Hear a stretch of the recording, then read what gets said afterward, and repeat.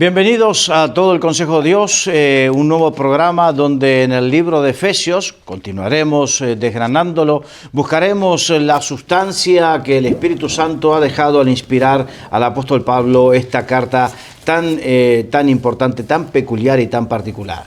Y en el día de hoy vamos a hacerlo con nuestros contertulios que estamos en el libro de Efesios precisamente. Miguel Díez, bienvenido. Bienvenido, bien hallado.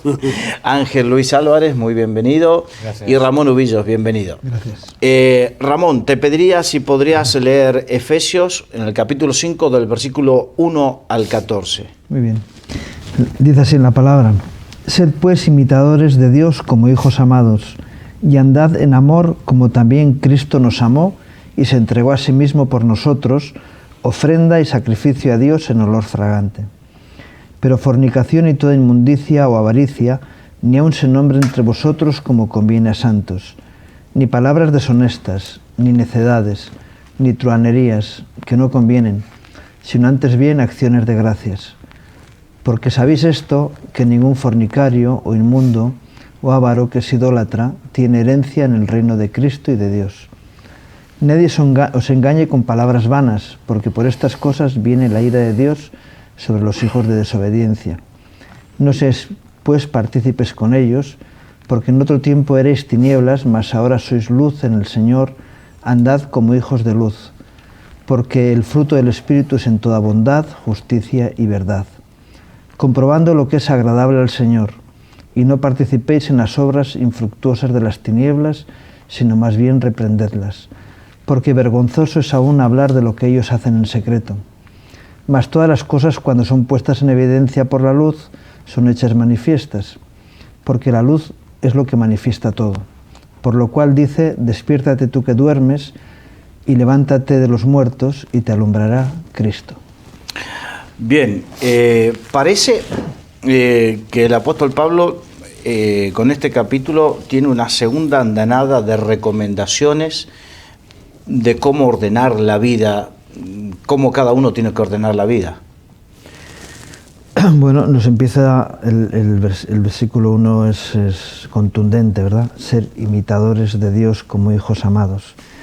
Si tenemos la identidad de hijos de Dios, imitemos a Dios, seamos consecuencia de Dios para nuestra vida. Y lo demás viene como consecuencia de ello. Nos habla de un reino de luz y un reino de tinieblas, y nos habla de que Dios anda en luz, ¿no? Y que diferente es cuando nos encontramos con grupos de sabidurías secretas. Sin embargo, Dios nos muestra las cosas, ¿no? Y nos enseña que nosotros debemos de andar como Él anda en luz, mostrando las cosas como son, ¿no? Es un buen ejemplo de vida y un reto para los creyentes de poder vivir de una manera distinta a como vive el resto del mundo, ¿no? Andar en la luz que Dios nos da. Hay muchos textos en la Biblia que nos hablan de esto, pero bueno, aquí hace un llamado especial a ello. Ángel. Pues indudablemente, al haber sido transformados por el poder de Dios y a través del Espíritu Santo ser ya parte de esa iglesia que aparece como cuerpo, como edificio, y esa iglesia llena de Dios, pues tenemos que dar fruto, y eso es un factor importantísimo, y uno de esos frutos es imitar el verdadero fruto por excelencia, que es el fruto de Dios. Sed pues, dice aquí, imitadores de Dios. ¿Imitadores de qué? Pues imitadores, por ejemplo, del perdón, porque si leemos el mismo versículo 31 que iría unido, dice: quítese de vosotros toda amargura, enojo, ira, gritería, maledicencia y toda malicia. Antes sed bondadosos unos a otros, misericordiosos, perdonándoos unos a otros como Dios también os perdonó a vosotros en Cristo. Por tanto, debemos imitar a Dios, a ese Dios que además que es justo, pero también es capaz de tener misericordia y de perdonar a los hombres, y de perdonar en base a su propia esencia, que es amor. Dios es amor. Por eso imitarle también ¿en qué? En el amor, en el perdón, en la restauración, en una vida santa. Miguel. Bueno, qué buen modelo tenemos, ¿no? Que es Cristo Jesús, el modelo perfecto, y por tanto tiene derecho a decir que le imitemos No por jactancia, no por vanidad ni vanagloria, sino porque Él es perfecto. Y entonces no hay otro modelo. Y claro, después nos habla de andar en amor. Y nos pone el listón bien alto. Porque dice, andad en amor como también Cristo nos amó. Y ahí es donde está el mandamiento nuevo que nos dio. Que nos amemos unos a otros como Él nos ha amado. El mandamiento antiguo era amar a Dios con todo el corazón, todo el alma, toda la mente, todas las fuerzas y al prójimo como a nosotros mismos. El nuevo es amar al prójimo más que a nosotros mismos, lo cual es un listón inalcanzable para nosotros, pero que Él alcanzó, que Él manifestó, porque nos amó más que a sí mismo y que quiere que alcancemos. Yo veo aquí un poco pues la enseñanza de la verdadera religión, que solo hay un pasaje en la Biblia que nos dice cuál es la verdadera religión, y es en Santiago 1:27. La religión pura y sin mácula delante de Dios el Padre es esta: atender a los huérfanos y a las viudas en sus necesidades y guardarse sin mancha del mundo. Claro que el amor es perdón, pero también el amor sobre todo también es socorrer, es dar, es compartir.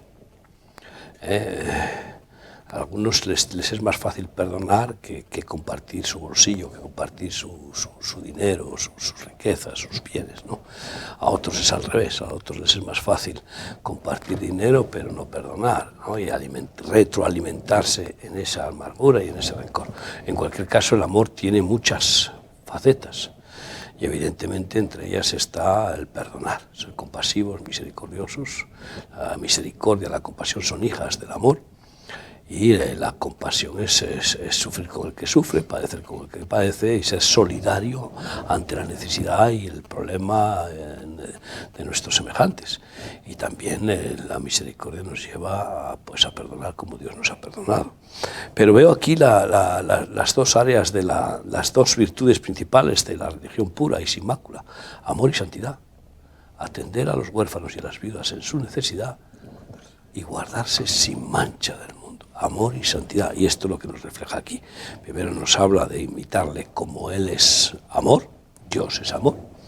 Así tendríamos que apellidarnos. Nuestro apellido debería ser el apellido de nuestro Padre, es decir, pues soy Ángel Luis Amor, Ramón Amor y Miguel Amor. Y si tuviéramos todos el mismo apellido en ese sentido, pues ahí sí que seríamos carne de nuestra carne y huesos de nuestros huesos, y habría una unidad pero perfecta, ¿no?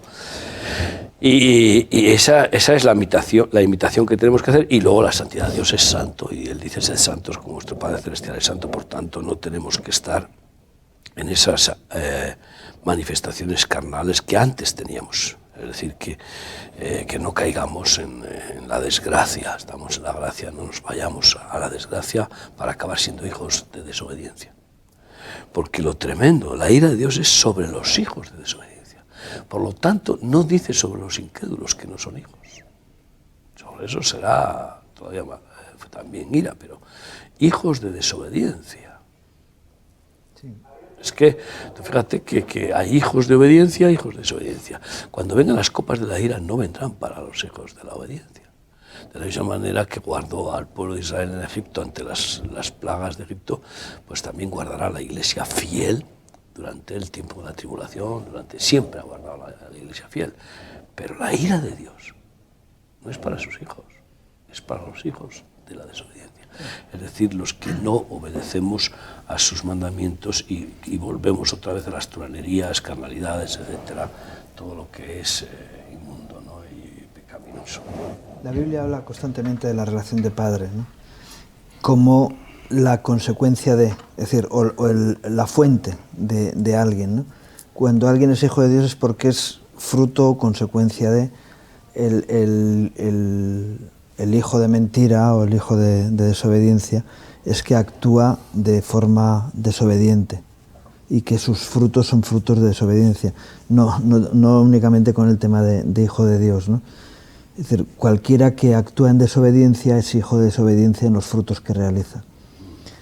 Y por eso está diciendo que cualquiera que desobedecer tiene que ser alguien que ha recibido un mandato.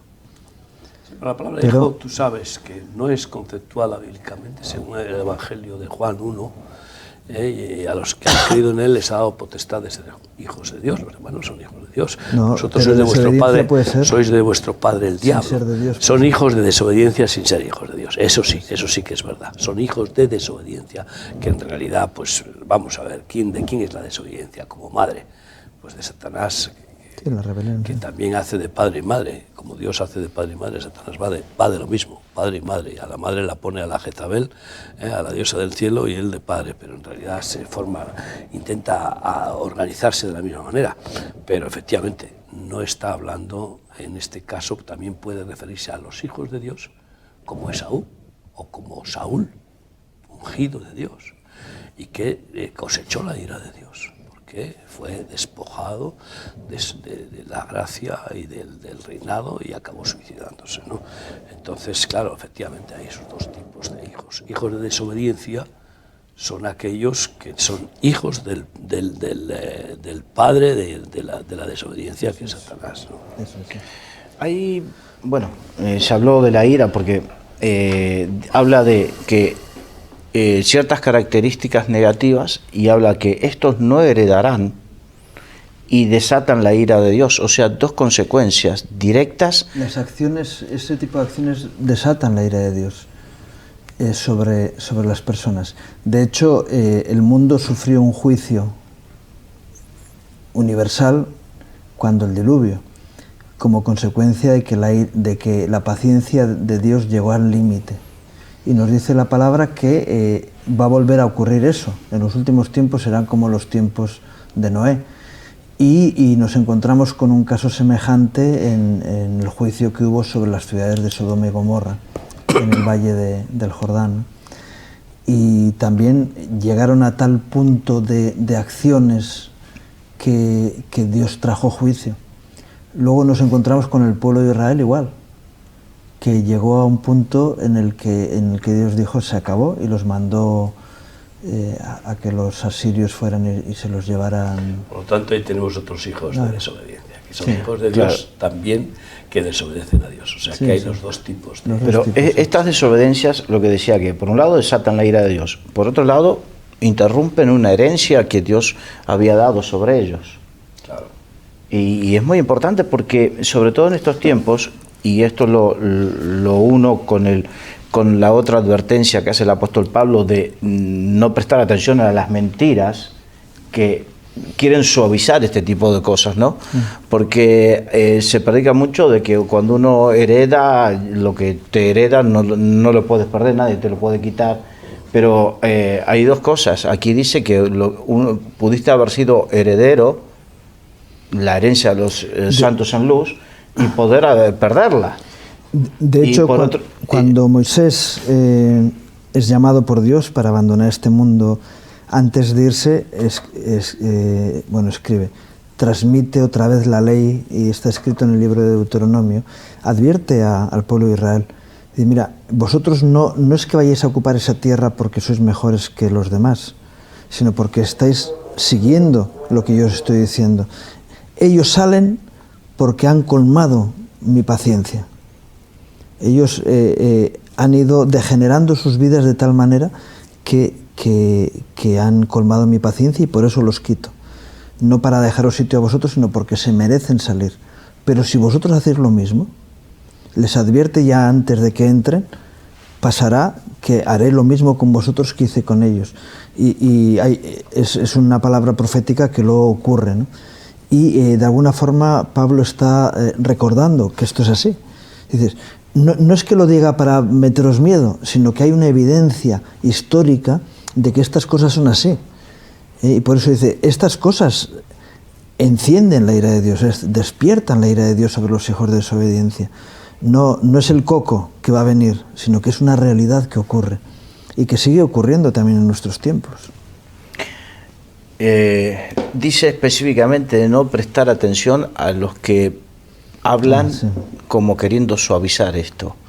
Creo que también... Sí, nadie se engañe con palabras vanas, ¿no? Exacto, las palabras vanas. Creo que en otros momentos hemos hablado de esto, pero hay muchas predicaciones vanas respecto a esto. Sí, y se suaviza muchas cosas que duelen, entonces se pone un barniz para cauterizar la conciencia. Yo creo que hay muchos mensajes en estos tiempos y en esos tiempos también, porque aquí está hablando de personas que también lo intentaban hacer, que intentan transmitir un mensaje. O sea que no hay nada nuevo bajo el sol. No hay nada nuevo, ¿no? Y en este caso bíblico, como en cualquier otro caso, hay siempre personas que intentan suavizar el mensaje para que se pueda digerir bien sin esfuerzo.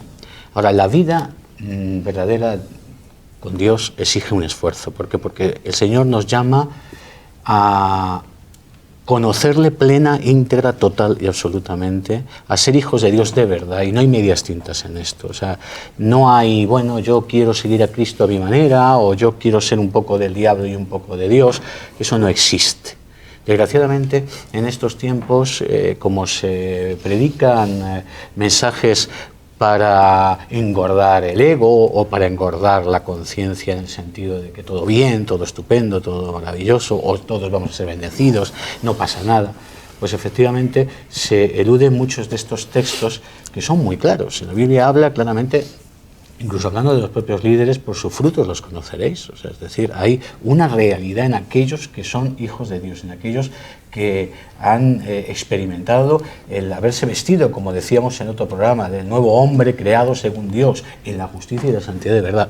Ese nuevo hombre lleno del Espíritu Santo, que debe ser todo hijo de Dios, que ha sido transformado por el poder de Dios, tiene que dar fruto, tiene que experimentar realmente un cambio de vida y tiene que dejar lo que estorba, porque lo que estorba puede incluso romper la comunión con Dios y llevarle a una situación tan peligrosa como lo que dice aquí. Nadie os engañe con palabras vanas, porque por estas cosas, os digan lo que os digan otros, que sepáis que por estas cosas viene la ira de Dios sobre los hijos de desobediencia, que evidentemente también está hablando de los carnales, porque hay cristianos que pueden ir deslizándose en la carne hasta llegar realmente a vivir una vida en pecado. Anteriormente, en otro programa, cuando hablamos de la nueva vida, ahí hablamos precisamente del viejo hombre y del nuevo hombre.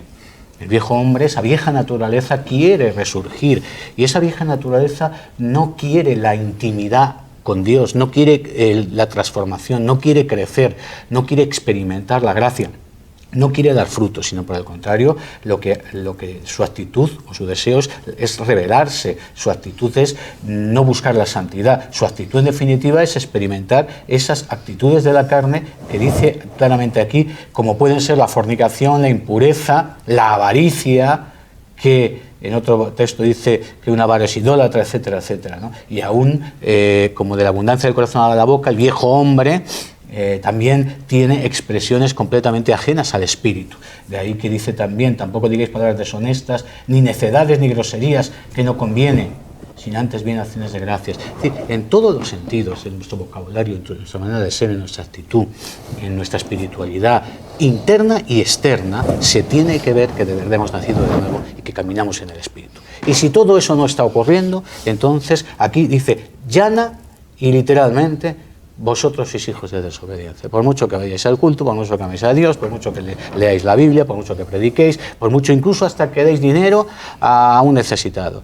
Sois hijos de desobediencia y tenéis que arrepentiros, tenéis que volver realmente a vestiros, como diría Pablo en el capítulo 4, a vestiros del nuevo hombre, que ese sí es creado según Dios, y que el nuevo hombre es el que imita a Dios en el perdón, en la restauración, en la verdadera vida. Entonces son advertencias, porque claro, decir soy cristiano, eso es una palabra, pero serlo de verdad es la clave. Y Pablo está interesado en mostrar, en este caso a los efesios y a nosotros también, que no son palabrerías, es ser o no ser. Y el que es cristiano nace de nuevo y vive en el Espíritu. Y no hay más vuelta de hojas. Y si fallamos, tenemos que levantarnos, pero tenemos que seguir en esa línea de agradar a nuestro Dios, de, como dice aquí, imitar a Dios, y las fuerzas que nos faltan, recibirlas del Espíritu, como claramente en muchos momentos el apóstol nos está diciendo en la epístola a los Efesios.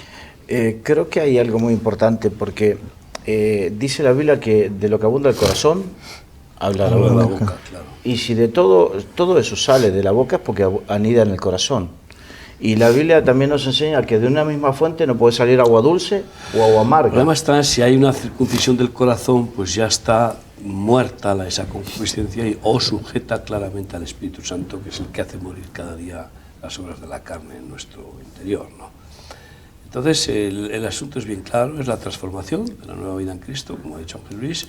Antes éramos tinieblas, como dice el versículo 8, éramos tinieblas, éramos oscuridad, estábamos bajo el príncipe de la oscuridad, éramos ciudadanos de la oscuridad y amparados en la oscuridad delinquíamos y cometíamos todas estas carnalidades, porque es curioso, la mayor parte de la delincuencia y de las maldades y de los pecados se hacen en la oscuridad, se hacen no solamente por la noche, sino también a escondidas, completamente sin ninguna transparencia. Pero antes éramos así y ahora somos luz en el Señor, somos luminares, como Jesús dijo, vosotros sois la luz del mundo, vosotros sois luminares, sois la sal de la tierra, ¿no? Y como luz de Cristo, es decir, que somos lámparas de luz divina, y tenemos el aceite del Espíritu Santo, que es el que nos da al combustionarse, diríamos, nos da la luz de Cristo, y de nosotros sale luz de Cristo. Debe salir esa luz.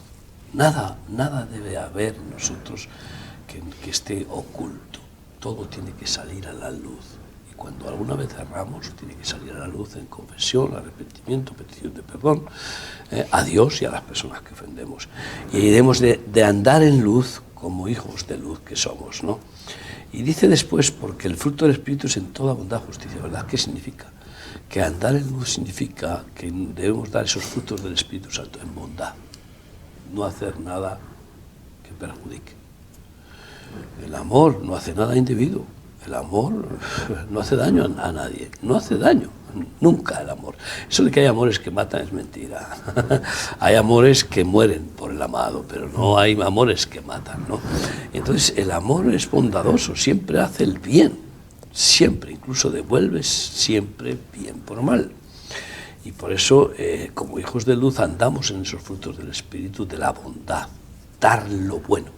Cuidado, porque bondad significa dar lo bueno, y a veces dar lo que nos sobra, muchas personas que dan la ropa que van a tirar a la basura, o que, bueno, pues cosas que nos sobran, no, dar lo bueno. Lo bueno, eso es lo que implica expresión de amor y generosidad. Y después dicen justicia. Nosotros tenemos que estar buscando el reino de Dios y su justicia cada día. La justicia distributiva, la justicia al huérfano y a la viuda, la justicia de defender al débil, de no pasar de largo ante la calumnia y la mentira y por tanto dar cara y defender al injuriado, al calumniado. Yo me maravilla como muchas personas que se dicen cristianas, cuando oyen blasfemar, casi blasfemar, o bueno, criticar ferozmente, sin fundamento a Israel, se callan. ¿Por qué es Israel? No se dan cuenta de que están siendo consentidores. El que calla, consiente y otorga y se hace cómplice. Así que los frutos del Espíritu, en ese andar en la luz de Cristo, son frutos de bondad y de justicia. Y bienaventurados los defensores de la verdad y de la justicia, dice Jesús en el monte de las bienaventuranzas. Y frutos en verdad, sed verdaderos, veraces, que no salga mentira de nuestra boca, que seamos transparentes, que seamos personas de palabra. En eso hemos de invitar al Señor, en ser de palabra. Nuestro sí es sí, nuestro no es no, y si prometemos, pues hay que cumplir, aunque nos suponga daño, perjuicio, pero hemos prometido. Por tanto, como dijo Jesús de Natanael, que podamos recibir ese piropo. Y aquí un verdadero israelita, en quien no hay engaño, transparentes, bondadosos, hacedores de justicia y veraces.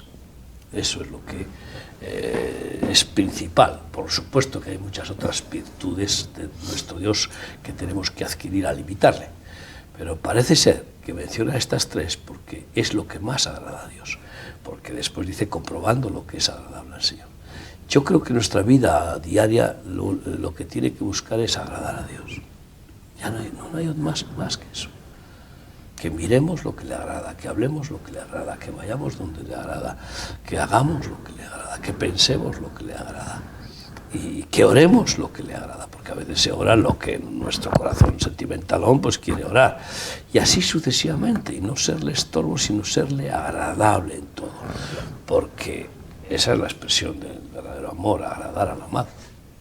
Él también quiere ser agradable, y de hecho, fíjate tú, la palabra agradar viene de dar gracia, es curioso, y más que nos da la multiforme gracia, completa en todas las áreas, gratuitamente, pues está claro que Él quiere agradarnos, y pienso que, bueno, pues hemos de reprender las tinieblas, es el siguiente paso del versículo 11, hay que reprenderlas.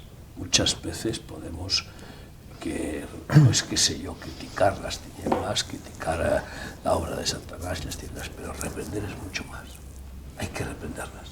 Hay que reprender a aquellos mensajeros de las tinieblas, reprenderles en sus mensajes. No podemos tolerar y callar ante, por ejemplo, los mensajes falsos, tenebrosos de algunos predicadores, o las tinieblas políticas, o cualquier actitud. Una de las cosas que a mí me llama la atención es que los evangélicos estamos muy paralizados y no reprendemos, y no damos cara. Incluso no hacemos manifestaciones públicas de reprensión. A veces hasta la Iglesia Católica hace mayores manifestaciones como hizo contra el aborto, etc. Reprender es eso, es ser valiente para reprender al reino de las tinieblas y a sus mensajeros. Y, por ejemplo, pues reprender a todo este sistema masónico y a todo este sistema babilónico es muy importante, porque de lo contrario no estamos librando una batalla espiritual fundamental de la luz echa fuera las tinieblas. Enciendes la luz y se va la oscuridad de la estancia. Pues así donde quiera que nosotros vayamos como luminares tenemos que echar fuera las tinieblas y con la verdad, que vence o no vence la verdad a la mentira, sin duda. Sí. Pareciera que hay una contradicción, ¿no? Quiero decir, porque dice, ni aun se nombre, y luego dice reprender. Es decir, el hecho de, digo, en el versículo 3 dice ni aun se nombre, ¿no? Como conviene a los santos. Lo que nos está diciendo la palabra es que no debería de haber, es decir, que no haya chascarrillo, o como, qué vergüenza, ¿verdad? Tantos programas que hay en televisión que sacan a la luz todas esas inmundicias de la gente famosa. Morbo. Para que otros sigan ese ejemplo, y es un mal ejemplo. Hablando de esas cosas... Bueno, participar también es prestarle la atención a eso. Sí.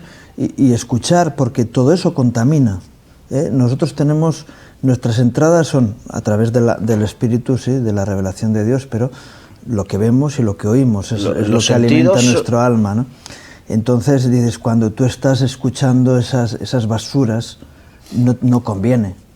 Aunque sí es bueno, cuando es para corregir, dentro de la Iglesia, cuando es para corregir, que se trate de esos temas desde una posición seria, y después eso, la reprensión pública, ¿no? Nosotros, bueno, en estos programas pretendemos también de alguna forma sacar a la luz las obras infructuosas de las tinieblas, ¿no? Y es bueno hablar de lo que se hace en oculto, ¿no?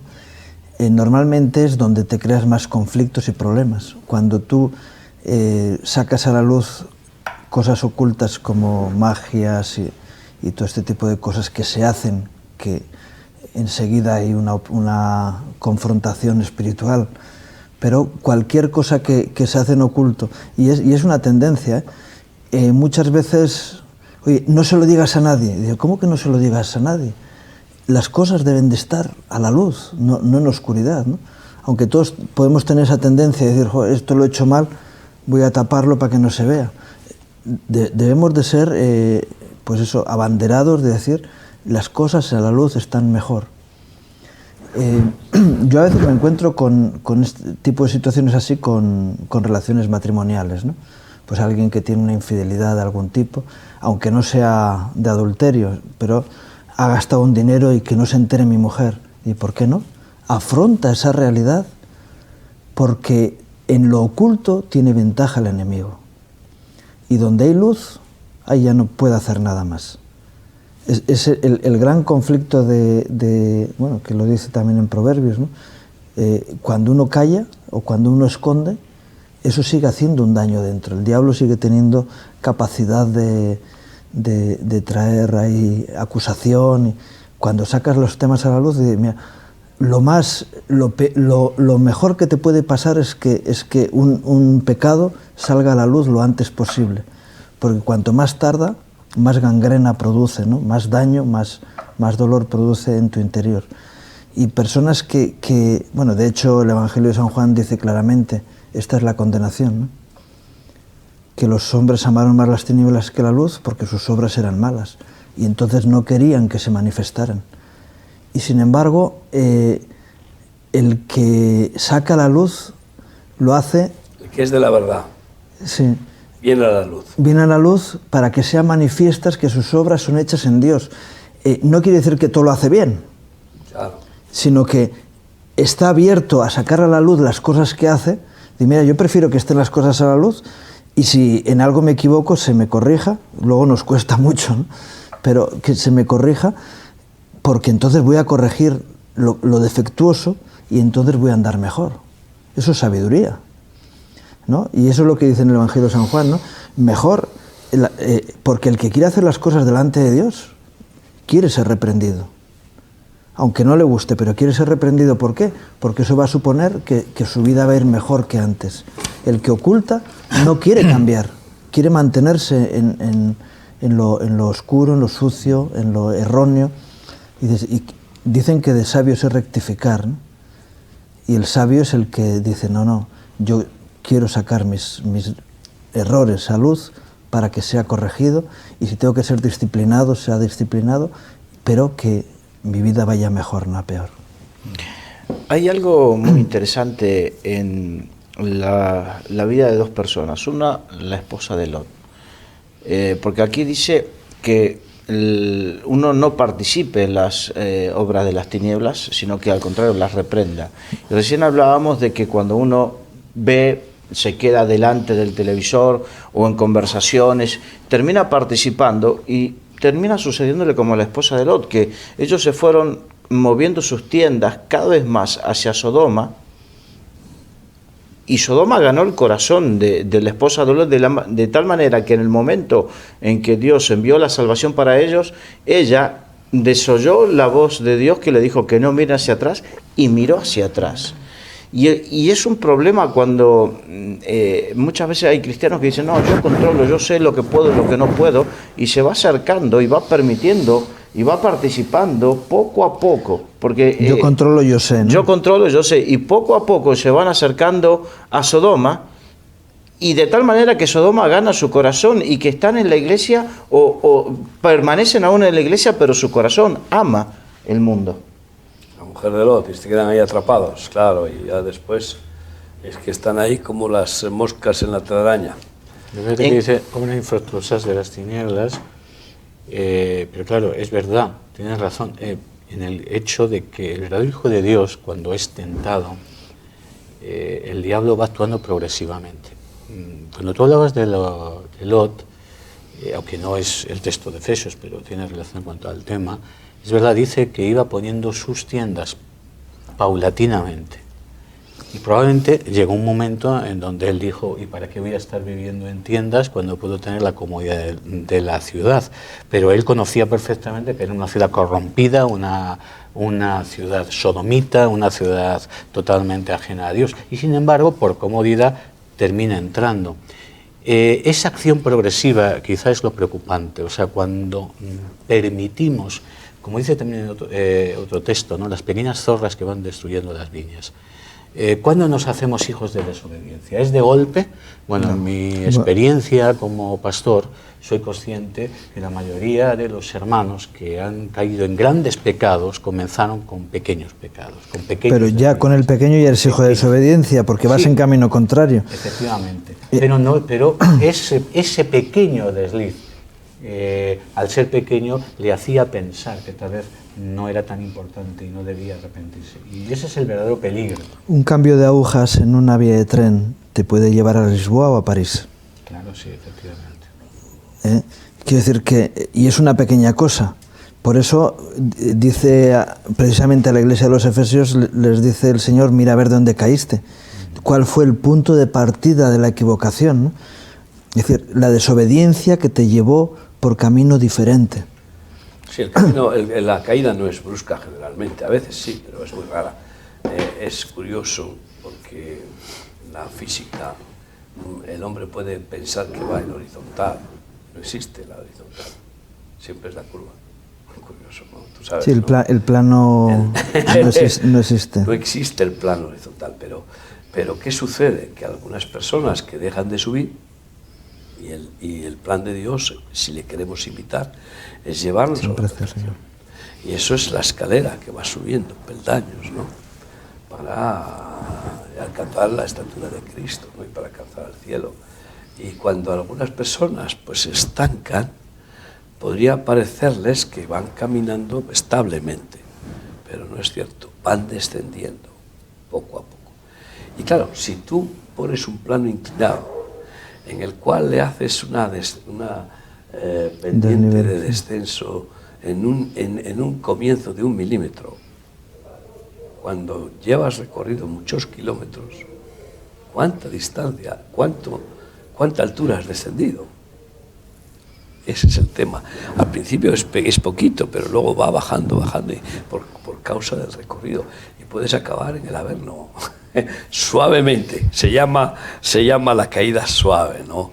Que es lo que el enemigo se encarga de hacer de forma imperceptible. Todo va bien, culto, casa, trabajo, tal, y todo va bien. Pero al final, cuando pasan 10 años cayendo, perdiendo fe, y no te diste cuenta. Estás en Sodoma adaptado, sí. Y encima sigues yendo al culto y sigues levantando las manos y cantando y todo, y no percibes que tú y tu familia pues ya has llegado a Sodoma, te has instalado en Sodoma. Hablé de dos personajes, uno era la esposa de Lot, y Lot por consecuencia, y el otro José y su radicalidad para huir a pesar de jugarse su buena estima como hombre, ¿no? Cuando fue tentado por la esposa de Potifar, su señor, que quiso tener relaciones sexuales con él, y él salió huyendo. Y esa radicalidad lo llevó cada vez más a pesar de que podrían decirse, bueno, lo llevó a la cárcel y un montón de cosas, pero esa radicalidad lo llevó a que, como dice la Biblia, que el humilde será exaltado, y en su momento Dios lo exaltó. Bueno, la radicalidad de José es un enraizamiento en una relación personal con Dios profunda. Cuando uno mira detalles concretos de la vida de José, quizá no ve la profundidad de toda su vida, pero desde el tiempo de joven, cuando recibe revelaciones, él es un hombre fiel. Cuando es echado en la cisterna por sus hermanos, él sigue siendo un hombre fiel, que sigue, yo imagino a José en la cisterna buscando a Dios. Cuando él llega a Egipto, él sigue siendo fiel. Es decir, el hecho de la escena con la esposa de Potifar es la consecuencia de una vida en luz y en presencia de Dios. Es decir, no es un hecho de un héroe, es que ha tenido una heroicidad puntual, no. Es el fruto de una vida de alguien que encima tiene un llamado y un propósito reconocido de Dios en su vida. Él sabía, él tenía visión de un plan de Dios para su vida. Es decir, es mucho más que un hecho concreto, ¿no? Claro, es diametralmente opuesto con Lot, lógicamente. Por eso él, cuando se encuentra en esa situación que sería lo más fácil, él dice, no, yo tengo cosas más importantes que hacer que esto. Yo tengo una dignidad y una relación con Dios y una santidad, una entrega que no me permite andar por estos caminos. Por eso está dispuesto a pagar el precio de esa deshonra. Yo de todos modos sigo pensando que Potifar nunca se creyó la versión de su mujer. Pero ¿qué le quedaba? No iba a ejecutar a su mujer o mandarla a ella a la cárcel. Entonces, pues siempre... Lo más fácil era quitarse sí, al en hebreo cualquier del medio, caso, ¿no? todo eso formaba parte de Dios, Del plan de porque Dios, en la medida sí. en que Dios quiere hacer crecer a una persona a un nivel, a una estatura y a una autoridad tan grande como la que Dios tenía planeada para José, pues tuvo que quebrantarlo muy fuertemente para que fuera un hombre humilde y humillado y después pudiera perdonar a sus hermanos la atrocidad que le hicieron. Primero querían matarlo, luego lo vendieron como esclavo. Y qué atrocidad tan grande, y sin embargo luego fue instrumento de Dios para salvar la vida a toda su familia, ¿no? Llegar a ser, ¿no?, la clave para que miles pudieran comer y pudieran ser preservados. Pero hay algo interesante en estos dos ejemplos, que podrían ser otros, ¿no? Claro. Y que me hablan en cuanto a Efesios, y es que cuando aquí habla del hombre interior y cuando habla del hombre exterior, no son cuestiones puntuales, o sea, es decir, cuando dice que tengo que vestirme, por ejemplo, del hombre espiritual, vestirme del hombre nuevo, no es que de repente tengo una pequeña temporada de espiritualidad y luego vuelvo otra vez a mi nivel de carnalidad. Sí, un cambio de chaquetas, ¿no? Sino que es un proceso de vida. Y ese proceso debería ser ascendente. Y antes estabais hablando, y es verdad, o sea, la comparación es válida porque Lot es un proceso descendente. De degeneración. No entró Lot no entró de golpe a Sodoma, no fue de golpe, pero progresivamente fue deslizándose, fue permitiéndose cosas, fue permitiéndose comodidades. Y al final, ¿dónde termina? Pues termina, desgraciadamente, en una ciudad de maldición que representa el pecado abominable y atroz. Y por otro lado, como bien decíais con José, y es cierto, el hecho de que huya ante la provocación sexual de esa mujer no es nada extraño, pero no es nada extraño en José, porque efectivamente no es que José tuvo un arrebato de espiritualidad, es que José tiene un proceso de vida espiritual ascendente. Entonces yo creo que la clave, y de alguna manera lo que también Pablo nos está queriendo decir, es que no es cuestión de cosas puntuales, no, es el hombre espiritual, el hombre nacido de nuevo, que es guiado por el Espíritu, tiene que vivir un fruto y eso tiene que ser un denominador común. Y por otro lado, el hombre carnal, como dice aquí, el hombre que no está bajo el Espíritu, el hombre que está en la vieja naturaleza, pues va a tener varios problemas. Entre ellos, como mencionábamos en otro programa, lo que dice el versículo 30, y no entristezcáis al Espíritu Santo de Dios, en el cual fuisteis sellados. Es decir, vamos entristeciendo al Espíritu Santo, vamos ofendiendo al Señor, vamos paulatinamente debilitándonos en la fortaleza del Señor.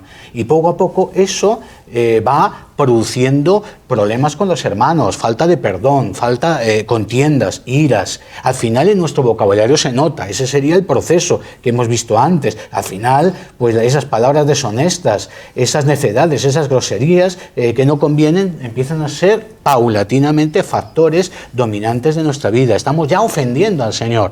Y al final, donde vamos a terminar de una manera clara y terrible es en Sodoma, es decir, es en transformarnos en hijos de desobediencia, que es cuando ya verdaderamente estamos en un gravísimo peligro, porque es lo que mencionabais antes, cuando hemos llegado ya a Sodoma, cuando ya estamos verdaderamente fundamentados en la desobediencia, la ira de Dios se va a manifestar en nuestra vida, y eso es terrible porque podemos perder una gran bendición, o incluso podemos perder muchas cosas. Al final lo que le pasó a Lot, perdió todo, y gracias a Dios que por gracia él se libró, pero verdaderamente podía haber perdido aún la vida. No ocurrió, ¿no? Sí, entonces, no pongáis en peligro una salvación tan grande, incluso, como dice la palabra del Señor, cuidado, con temor y temblor, ¿no? En definitiva, pues es no participar en las obras infructuosas de las tinieblas en las que estábamos antes.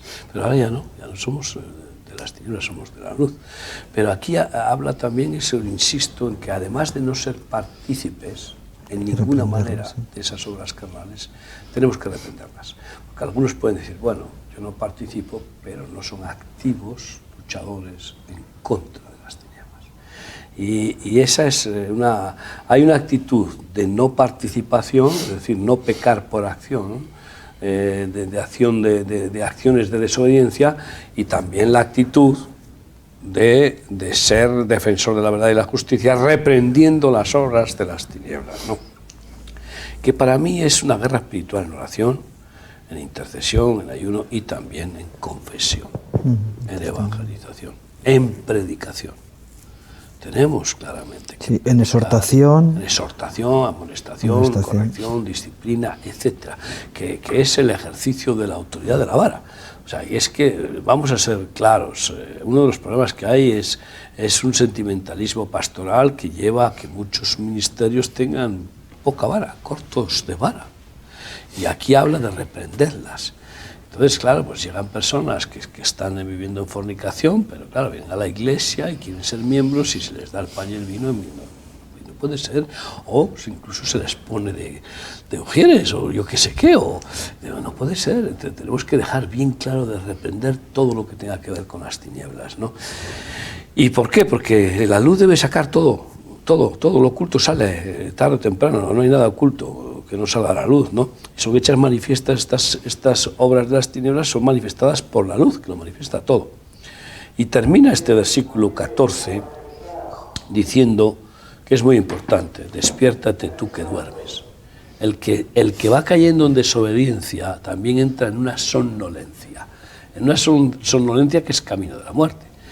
Hay una comparación entre muerte y sueño, ¿no? Que algunos interpretan mal, pensando que cuando uno muere duerme y que no tanto el alma como el cuerpo quedan muertos hasta la resurrección, y están dormidos, están allá letargados o están en un impasse, ¿no? Y hace mención un poco parecido en la 1 de Corintios, cuando habla de antes de tomar el pan y el vino de la cena del Señor, analizaos porque algunos, por no discernir el cuerpo de Cristo, es decir, por no ser hacedores de la verdad, de la palabra de Dios, que comen la palabra pero luego no la hacen, oyen la palabra pero no la hacen, y no son los oidores ni los habladores, sino los hacedores de la palabra, es decir, los que obedecen a la palabra. Esos son los hijos de Dios. Y entonces, pues dice, y algunos duermen, por no discernir el cuerpo de Cristo, en el sentido de no hacer la verdad, de no cumplirla, ¿no? Y yo creo que este llamado es importantísimo aquí a los muchos que duermen. ¿Cuántos dormidos hay? No solamente que algunos es que literalmente se duermen cuando hay una predicación y empiezan a roncar en la iglesia, que yo no sé, os habrá tocado alguna vez, ¿no? Pero se refiere claramente a dormir espiritualmente. ¿Por qué? Porque están completamente aletargados, están insensibilizados, y entonces no les impacta la exhortación y la palabra. Yo creo que aquí tendríamos que reprender este sueño, despiértate tú que duermes, reprender este sueño con esas famosas palabras de Jesús, Talita cumi, ¿no? Que le dice a la niña que está debajo del talit: niña, levántate y anda, ¿no? Despiértate, niña, tú que duermes, ¿no? A mí Talita cumi me asemeja a la iglesia debajo del talit, ahí la congregación muy acomodada, pero dormida, sin ser una iglesia activa, que evangeliza, que ora, que ayuna, una iglesia que es ferviente en vivir en santidad y en amor, que transforma la sociedad, que cambia el barrio con su amor activo de compartir, ¿no? Así que Talita cumi, levántate de los muertos y te alumbrará Cristo. Despierta. Mucha iglesia que pierde desgraciadamente el candelero, no tiene aceite, y desgraciadamente cuando lo busca ya es tarde, pensando en la segunda venida de Cristo, ¿no? Sin duda es una advertencia que tenemos que tomar en serio, y es válida para todos los tiempos y para todas las iglesias, porque es fácil deslizarse, es fácil debilitarse, es fácil progresivamente ir perdiendo ese fuego, ese primer amor que la propia iglesia de Éfeso años después perdería. Eso es fácil, y ante esto lo que tenemos que hacer es, efectivamente, ya lo dice Pablo claramente aquí, no hay que dar lugar al diablo, hay que reprender las tinieblas, hay que agarrarse al Señor, hay que entrar en el Espíritu, no permitir de ninguna manera que los frutos o que las manifestaciones de la carne florezcan en nuestra vida.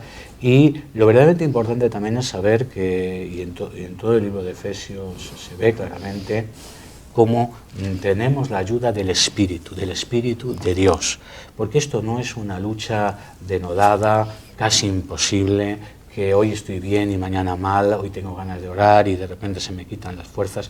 No, esta es una lucha en donde crezco, en donde voy madurando, en donde voy conociendo más a Dios, voy imitando a Dios, como dice Efesios en el capítulo 5, pero con el Espíritu de Dios que me fortalece, que me ayuda, que me bendice, que en el momento de debilidad Él pone su poder a mi disposición para que yo sea levantado y de esa manera yo pueda ser un hijo de obediencia y vivir en definitiva, como dice aquí, andando como un hijo de luz. Pero ¿cómo puedo andar como un hijo de luz? Dice, porque el fruto del Espíritu es en toda bondad, justicia y verdad, pero es el fruto del Espíritu, y el Espíritu aquí en el original es no mi Espíritu, sino es el Espíritu Santo. O sea, es el Espíritu Santo en mí que me fortalece y que me ayuda a que esa bondad, esa justicia y esa verdad sea factor predominante de mi existencia. Por tanto, tampoco es una lucha en nuestra fuerza. Yo hago mi parte, pero el Espíritu Santo de Dios, y eso es maravilloso, el Espíritu Santo de Dios ha sido enviado para estar con nosotros y en el momento de la debilidad para levantarnos y para guiarnos a esa vida en el Espíritu, valga la redundancia, que produce fruto. El tema de la sensibilidad yo creo que es importante, ¿no? El apóstol Pablo, él comienza en sus cartas diciendo que era el más pequeño de los apóstoles. En la medida en que él va madurando, él dice que es el mayor de los pecadores. A la vista de los demás, él había crecido en santidad. A su vista personal, él estaba preocupado de que cuanto más cerca estaba de la luz, más veía sus propias debilidades. ¿Por qué? Porque su sensibilidad aumentaba. Al revés, hay otros que cada vez justifican más sus propias carnalidades. Ese es el fruto de la vida de pecado, de las tinieblas actuando sobre uno, ¿no? Uno es más consentidor y tiene más manga ancha, primero con uno mismo y luego con los demás, ¿no? Y tenemos que ver por qué camino andamos, hacia dónde vamos. Yo recuerdo una vez una persona que vino a hablar conmigo, me dice, ¿ves? He tomado decisiones y no me va tan mal. Le dije, ya, pero cada decisión que has tomado, las 4 últimas que has tomado, cada una ha sido una decisión que te aparta más del llamado de Dios a tu vida. Con lo cual estás caminando directamente hacia el precipicio. Hoy en día es una persona que no quiere saber nada de Dios. ¿Por qué? Y se va perdiendo esa sensibilidad. Sin embargo, el Espíritu Santo, el trabajo que hace en nosotros, se dice, él va a traer al mundo convicción de pecado, pero también al mundo que todavía está dentro de nosotros trae convicción de pecado, y sobre todo a los creyentes debe traer convicción de pecado, ¿no? El trabajo que hace el Espíritu Santo es, dice, ya has sido limpio en esto, pero todavía ahora tienes otro asunto pendiente y nunca vas a estar conforme, porque cuanto más te acercas a la luz te das cuenta que queda mucho trabajo de Dios por hacer en ti.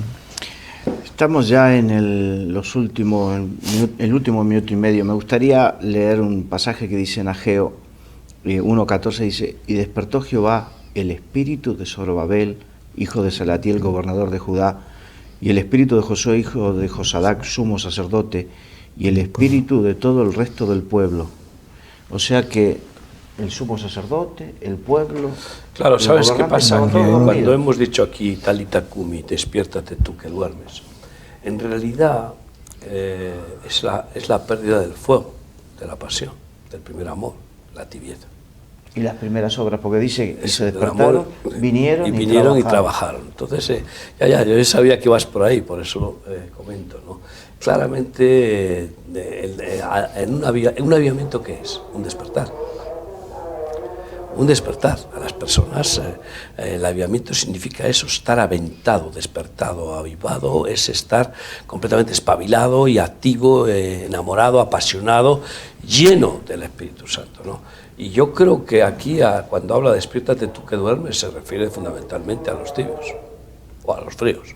Y algunos duermen también porque están congelados, pero en cualquier caso, ¿verdad? Ese sueñecito apacible, ¿verdad? De la siesta es comparable a la tibieza, ¿no? Y despiértate, recupera el primer amor, las primeras obras, sé activo, participa en el plan de Dios, apasionate y vuelve al principio del camino, ¿no? A las sendas antiguas. Y lo importante es que se lo dice a todos, ¿eh? Sí. No solamente a algunos, porque los pastores también tenemos que cuidar ese aspecto fundamental. Tenemos que despedirnos. Muchas gracias, Miguel. Gracias, Ramón. Gracias, Ángel Luis. Gracias a todos ustedes por estar delante del televisor para acompañarnos en este desglose de la palabra del Señor. Y Dios mediante nos veremos la semana que viene.